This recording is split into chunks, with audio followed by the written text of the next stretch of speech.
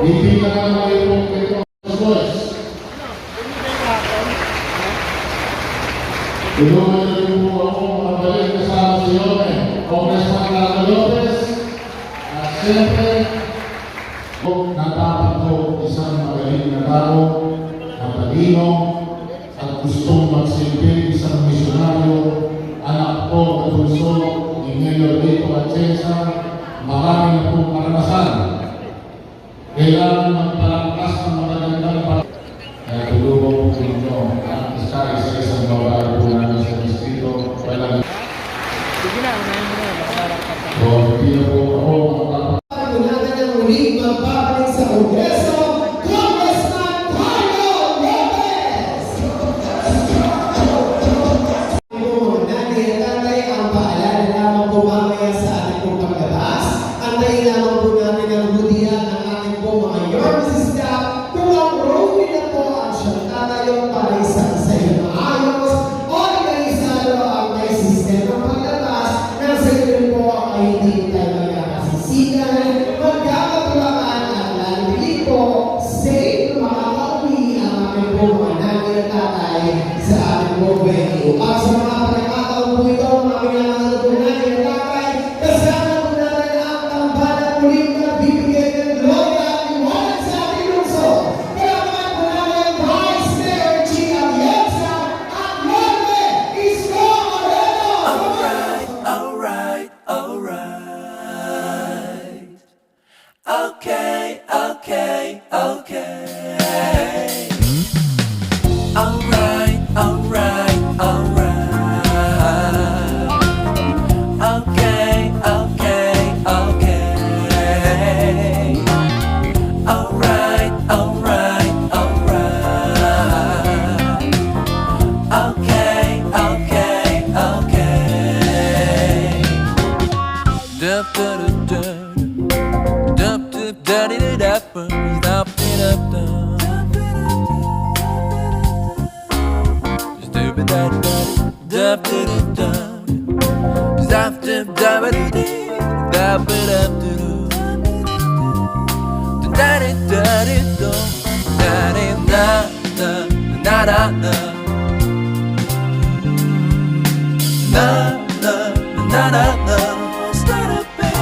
You'll be alright.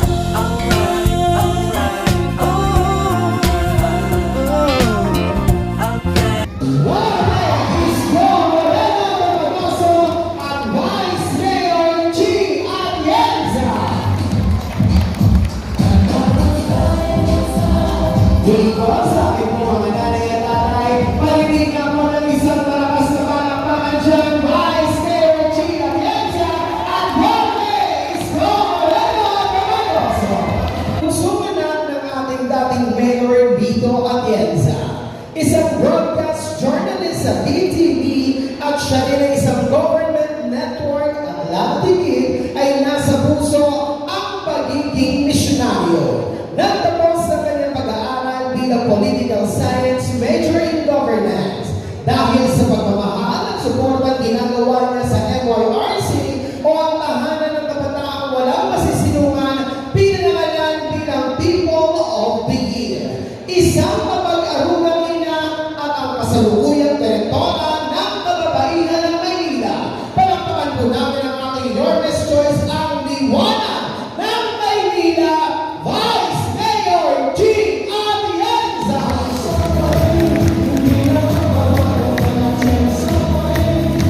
Magandang umaga po sa inyo lahat. Kamusta po kayo? Masaya po kami na makasama kayo lahat ngayon. Ako po si G. Atienza, ang bunsong anak ng dating Bukay Mayor Lito Atienza. Ako din po ang direktora ng Kababaihan ng Maynila, isang organisasyon na binuo ng aking mga magulang 40 years ago. Tinilingnan ko po kayo at may mga mukha akong nakikilala na parte ng Kababaihan ng Maynila. Naaalala niyo po ba nung ito'y nag-uumpisa, may isang maliit at matabang bata na nasa likuran ng aking ina noon. Ako po yun. Hindi ko naman nakakalain, ako pala ang magpapatuloy ng mga nasimula nila. At kagaya rin po ng aking kapatid na si Kuya Kim. Kilala niyo po yun?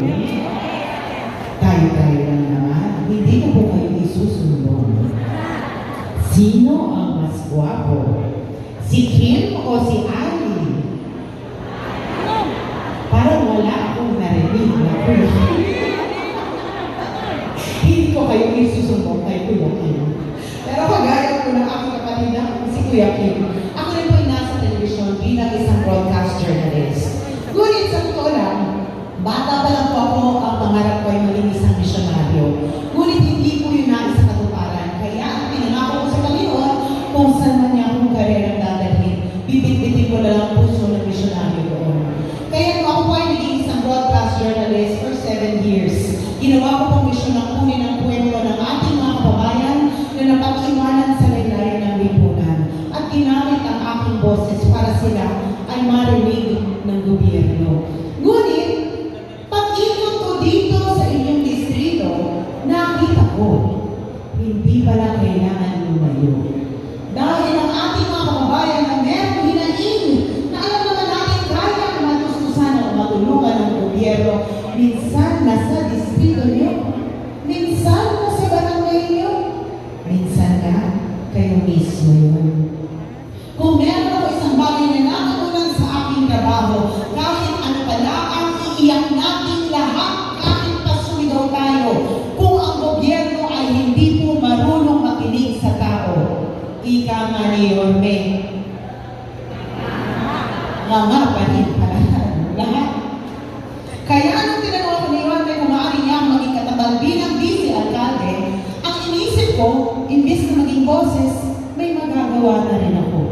Pero bago ko ibigay ang aking oo kay Yorme, pinag-aralan ko muna kung pareho kami ng puso. Dahil bilang isang broadcast journalist, meron po akong mga sektor ng lipunan na tinayuan, ipinaglaban hanggang patayan para sila ay marinig. Pero bago yun, alam ko dito sa inyong distrito, ang tawag niyo sa aking ama ay Bulang Lalaki.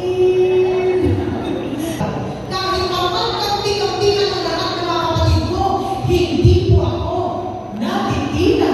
Ayan, kagaya ni nanay, tingnan yung suot niya, floral t-shirt. Kagaya ng aking ama. Galing pa yung dati, matagal na po yan na. Ay, di ba kayo ng kwento? Dahil nalaman ko, pinaglaluhan po nila ako. Nalaman ko na inihahanda na nila ang polo shirt na ipapasuot daw po sa akin. Dahil nakakilala nyo, kung si Ali nangangampanya, naka-floral polo shirt po siya, inunahan ko sila. Kaya kinabukasan, may malaking bulaklak na po ang akin. Likuan. Eh, nilamagbigay ko sila, pero nasunod pa rin ang aking kagustuhan. Bunso ko kasi ako, kaya hindi sila nagagalit sa akin. Pero ano nyo, kaya makulay na bulaklak ang aking pinili dahil naniniwala po ako sa pagiging inklusibo. Di ba sabi ng Panginoon, lahat tayo bantay-bantay sa Kanya. Tama po ba ako? Ngunit ang realidad, may mga sitwal pong nakag-iiwanan. Minsan hindi mo patas ang panlaban ng lahat. At dahil doon ang mga sitwal na yun ay aking pinayuan at pinagaman na ang kanilang boses ay marinig. Ang unang sektor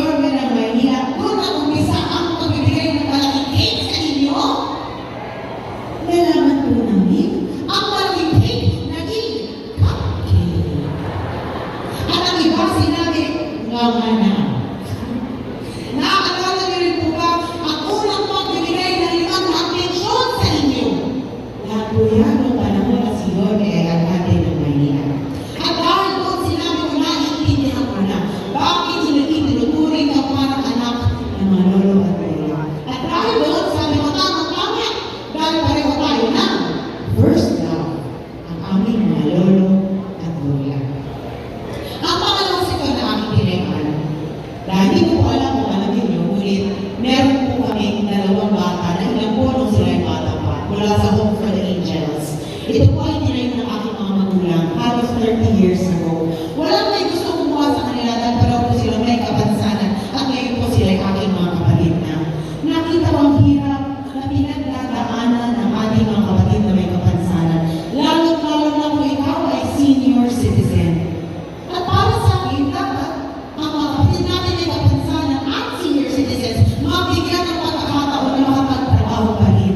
Tinignan ko ginawa ni Yorme nung siya ay alkalde ng Manila at nakita ko, dahil po sa Job Inclusivity Act, maaari po magtrabaho ang mga kapatid natin may kapansanan at senior citizens. Alam niyo po ba yun? Maaari po magtrabaho dahil ginawa po na yung batas na yun. Pero alam niyo, para sa akin lang naman, hindi naman po kayo ay senior citizen o PWD. Hindi nyo na kailangan ng suporta mula sa gobyerno pagdating sa otoridad. Dahil alam ko hanggang ngayon, kahit na kayo ay senior citizen, marami sa inyo ay nakikipagsapalaran na rin. At dapat kayo ay makaramdam ng totoong pagmamahal at pagkawala sa gobyerno. Ang mga konsepto na aming tinayuan, kung si Yorme ay batang mundo, si Chia Tienza po ay batang bukid. Walang po talagang pagdating na ako ay naging kolehiyo 25 years ago. Dahil ang akala ko ng iba, 25 years old lang po ako. Kailangan ko daw maghanap ng trabaho dahil ako ang magbabayad ng tuition fee ko. Hindi na daw niya ako susuportahan. Tandaan niyo, alkalde po siya ng Manila. Kailangan ko maghanap ng trabaho. Buti na lang at ako ay tinanggap ng ABS-CBN. Naging artista ko ako na. Kilala niyo po ba si Haji Evangelista? Kasabayan ko po yun. Ngunit si Haji Evangelista sumikat. Si Chia Tienza hindi po sumikat. Pero okay lang. Iba rin bumatas ang panlaban nila. At dahil doon sila ko itinayuan, dahil para sa akin, dapat pantay-pantay na oportunidad para sa lahat. Tinignan ko ang ginawa ni Yorme para sa mga kabayan natin mula sa LGBTQ+ community. At nakita ko, minahal din sila. May grupo nga po siyang Black Sheets of Manila. Kaya nung nakita ko, na lahat na ng mga sektor na aking pinagtanggol, minahal niya kung siya ay alkalde. Ang inisip ko, nahanap ko na yata ang soulmate ko sa public service. At dahil doon, binigay ko po ang aking matamis na oo. Sabi ko, babae ako, maging busy alkalde mo. Pero kailangan mo muna sagutin ang katanungan ko. Sabi ko sa lahat-lahat na pwede mo naman piniling busy alkalde. Ang dami po may gusto mag-apply. Ang dami po may gusto tumulong at suporta kayo na pakiramdam mo kahit sino ang anak mo rin dito pag ginanong mo, babae rin. Ay. Pag ginanong kayo niyo, kung pwede kayo maging busy alkalde, papayag po ba kayo? Tingnan niyo si tatay ko, payag ka, pero ako nag-isip pa. Sabi ko, kailangan mo muna sagutin ang mga katanungan ko bago ko pumayag sa iyo. Sabi ko, bakit ba ako ang pinili mo? Ang sagot ko niya sa akin, dahil unang-una kilala kita bata ka pala. Nakapagtapos ka ng political science major and governance. Panahon niyo ama ay alkalde ng Maynila.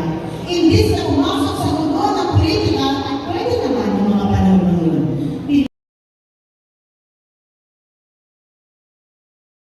Alam niyo, sa bawat distrito, bawat sulok na aming pinupuntahan ni Yorme, iisa lang ang sinisigaw ninyo lahat. Ano nga po yun? Bumalik ka na.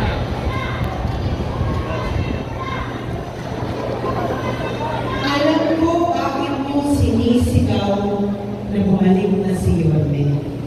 Dahil nagnanais ang inyong puso na bumalik ang pagmamahal na naramdaman nyo nung si Yorme ay alkalde ng Maynila. Dahil nung mga panahon na yun, naramdaman nyo na kumakatok ang serbisyo at pagmamahal ng gobyerno sa inyong mga bahay at buhay. At alam ko rin na nakita nyo na si Yorme ang isa sa pinakamagaling na naging alkalde dito sa lungsod ng Maynila.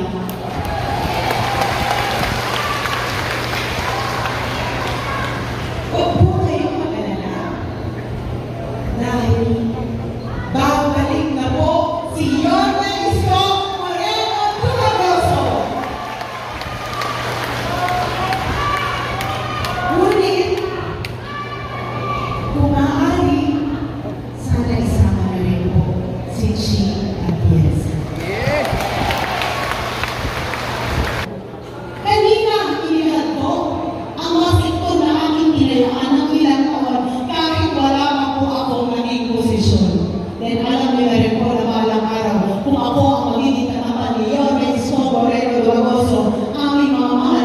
Adora, hindi na po kayo iiyak dahil naririnig namin ang puso nyo at kayo po ang aming magiging prioridad. Alam ko rin ano ang bakit nyo. Alam ko na gusto nyo, parang araw, kung lilisanin nyo ang mundong ibabaw, gusto nyo makasiguro na iiwan ng mundo sa inyong mga anak at mga apo ay magiging mas maganda sa nasilayan nyo. Huwag po kayong matalala dahil isinisaalang-alang po namin ni Yorme ang susunod na henerasyon sa aming magiging klaro dito sa Manila. Bata pa lang po ako, alam ko hinunod po ako ng aking ama para ipagpatuloy ang kanyang laban dito sa lungsod ng Manila. Siya po ay naging magaling na vice-alcalde ng dalawang termino. Naging isang magaling, mabisang vice-alcalde. Nakinig sa mga Manileño at suporta sa kanyang alcalde. Nakita ko ang marami sa mga ganang bagay na nagawa niya. Mahal na mahal po namin kayo. Ang pagkakataon ko ito ay isang malaking pribilehiyo para sa akin. Ang ipakilala ang isang taong kahit kailan na hindi tayo iniwan sa gitna ng laban natin sa pandemya. Ang isang taong tunay na nagbigay ng pagmamahal, kalinga at malasakit sa aking mga nanay at tatay. Ang batang galing sa hirap, nagsumikap. Ang batang Maynila, Yorme Isko Moreno Domenoso.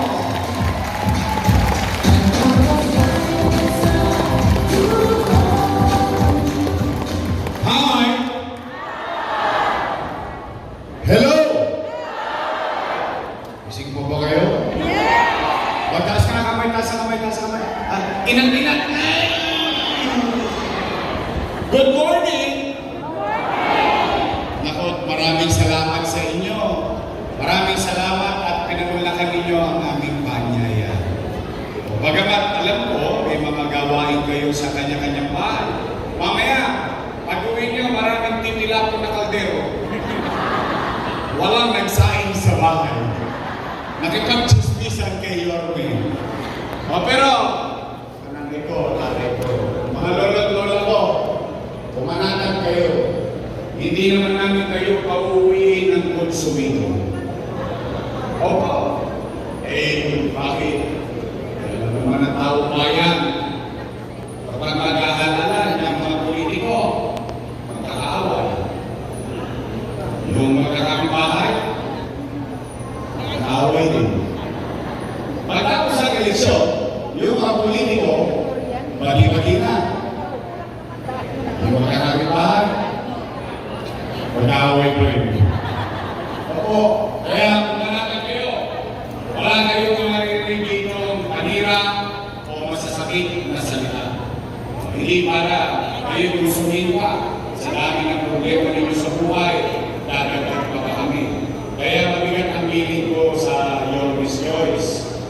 Ang sabi ko sa kanila, uy, maayos kayo.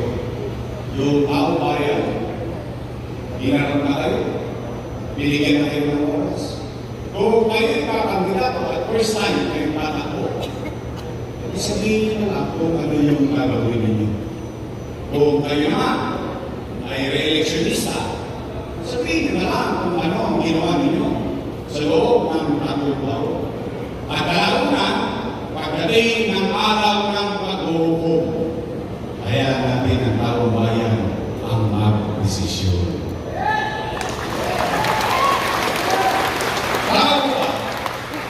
May nang gusto nyo kasi ito dito. Ano nyo naman? Kamusta kayo? May salamat sa Diyos. Oo. Uy, bagay na dapat natin ipagpasalamat sa Diyos. Bakit? Ilang taon pa lang ang nakakalipas. Lahat tayo, kasama kami. Takot na takot tayo, baka tayo magutom o mamatay sa infeksyon ng COVID-19 noong pandemya. In fact, kahit sa loob ng bahay, nangangamba tayo, natatakot tayo. May humahatid at hatid. May COVID, may COVID. Kaya, bagay na dapat natin ipagpasalamat sa Diyos, ano't ano man, yung bagay natin hirap na pinagdaanan sa nakaraan. At ano ba naman, ang mga pagsubok na kinakaharap natin sa kasalukuyan, salamat sa Diyos. Ito tayong lahat, buhay pa tayo. Dahil habang buhay, may naman. Nay, kaya steady lang kayo sa gate. Kaya mga wala, chin-chin lang tayo nito. Good vibes lang. Nay, tayo. Matanong ko. Bakit ba kayo naghahanap ng ibang mayor kung meron ng mayor na nakaupo?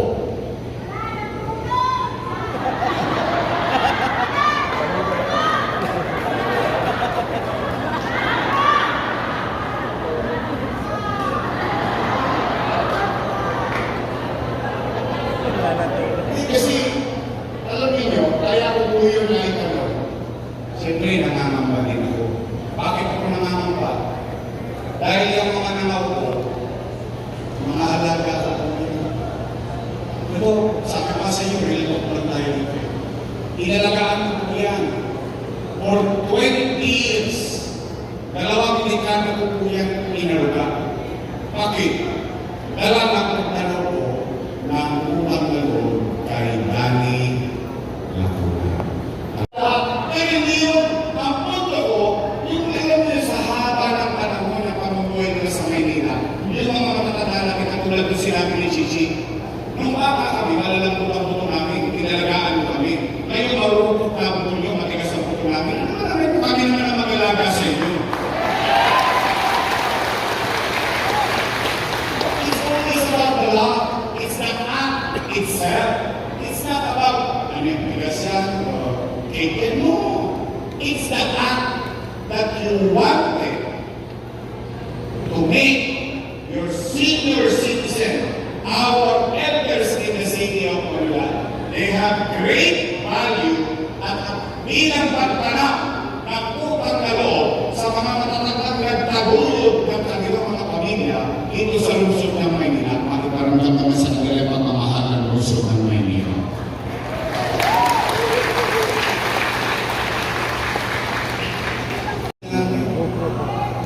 Ano nangyari sa akin? Kumain. Hindi, akala ko naman kasi natutuloy. Dahil nilinis na natin yan eh. Sa totoo lang, wag kita na kumawala. Tingnan ninyo ano nangyari sa atin. Lalamig pino lang ang LGU sa Metro Manila. Lalamig pino lang. Kaya nasa screen. Saan galing yan? Philippine Statistics Authority.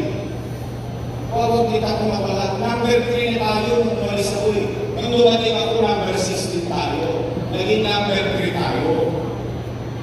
Inausap ko mga negosyante. Bumalik sila dito para maghanap buhay. Maghanap buhay, makakabigay ng trabaho. Pati matanda. Alam niyo yun. Yung mga matatanda, napakiusapan ko Jollibee, McDonald's, Shopee, sabi ko, baka pwede yung mga senior citizen ko, bigyan mo ng trabaho, yung mga gusto pa magtrabaho. Umaangat pa tayo. Lahat ng ginagawa natin sa Maynila, ginawang DILG memorandum, ipinagagawa sa buong Pilipinas. Umaangat tayo, lumilipad tayo, boom! Pader. Nabangga tayo ng pader. Bakit? Ang pandemya. Ano ito ng pandemya? Wasak ang ekonomiya. Dito, ng Maynila? Hindi. Ng Pilipinas? Hindi. Ng buong mundo. Walang ekonomiya, walang hanap buhay. Walang hanap buhay, walang trabaho. Walang trabaho, walang pizza. Walang pizza, walang pizza. Tama na rin. Pero, tayo mga nakabuhay dito. Ngayon, dito sa tuwa, tayo distribong buhay. Na itinatapos natin ang ilong bilang batang Maynila. Noong panahon ng pandemya, walang nagutom sa lungsod ng Maynila. Walang. May middle class, mahirap. Bawat pamilya, walang tigil ang bubox ng panahon ng pandemya. Ikiniikita na lang tayo. Sa ibang sila, mas mayaman sa atin. Ang pinamimigay, zero pay. Tayo na bubox. Bakit? Bakit parang handa-handa tayo? Alam niyo kung bakit? 3 buwan. 3 months. Hindi ko inuyan ang pamilya ko. Sa city hall ako natutulog. Nag-aalala ko. Hindi umuwi sa bahay. Hindi ko magawa umuwi. Bakit? 2 milyong bibig.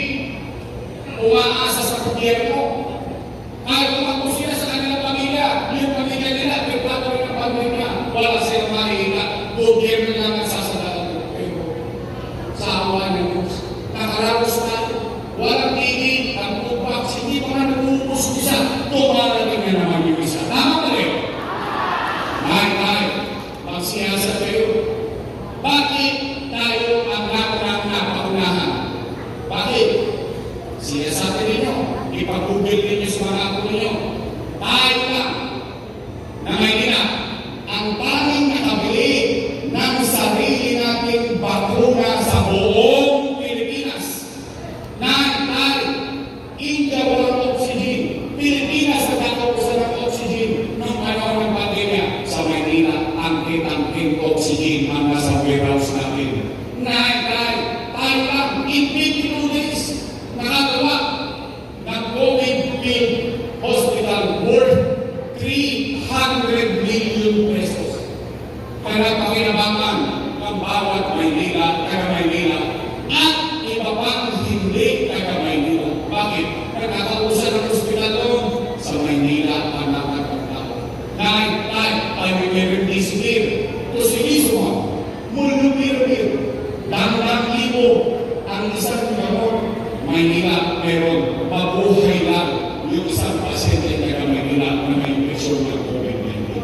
Habang kinakaroon ko sa kanan, sa mga araw-araw, na iraos yung mga taga-Maynila sa pandemya, inuloy ko yung pangarap ko sa mga anak ko, sa pamilya nyo, sa susunod na henerasyon, habang may pandemya, tinayo, Tondo Ninyo 1. Tondo Ninyo 2. Binondo Ninyo 1. Pasay Community. Pedro Hill Residence. San Lazaro Residence. San Sebastian Residence. Itinayo, 10-story full air condition Rosario Armando Elementary School. Isipin niyo ang public school yan. Itinayo, Manila Science High School. Magsaysay High School. Albert Elementary School. Itinayo, Hospital sa Paseco. Itinayo, bagong hospital ng Maynila. Itinayo, Islamic Cemetery. Tayo. Saan mo ginawa yung pera rin? Ano, umikot ako ng dito? Hindi. Wala kayo narinig na reklamo sa akin. Anong ginawa ko? Paraan. Anong ginamit ko? Talino? Hindi po ako matalino. Pero mga abilidad po ako. Bakit? Pag mahirap at galing ka sa hirap, ang isang asset mo, abilidad. Ano? Kanino ako nangutang? Sagot! Sa gobyerno. Ha? Ang labo mo naman kausap, Yorme. Amerika ng utang, Pilipinas ng utang, Maynila ng utang sa Pilipinas. Opo. Ano? Sino may-ari ng Land Bank of the Philippines? Gobyerno. Sino may-ari ng Development Bank of the Philippines? Gobyerno. Galing salita. Amigo, lolo ko at mga lola ko. Imumuestra ko para mas madali natin. Itong ulo ko, hanggang pa. Yan ang buong gobyerno. Nasa natin lahat. 2 ang bulsa. Isa sa wakali, isa sa nanga. Sa kaliwa, National Government institution. Ano yung nasa loob? Ang Bank of the Philippines, Development Bank of the Philippines. Palto! Maraming pera, siksik-liglig, at umako. Sa kanan, may iyak. Nga alas. Ano ang ginawa ng ama ng Luzon ng Maynila? Lurugod sa kaliwa, inilagay sa kanan para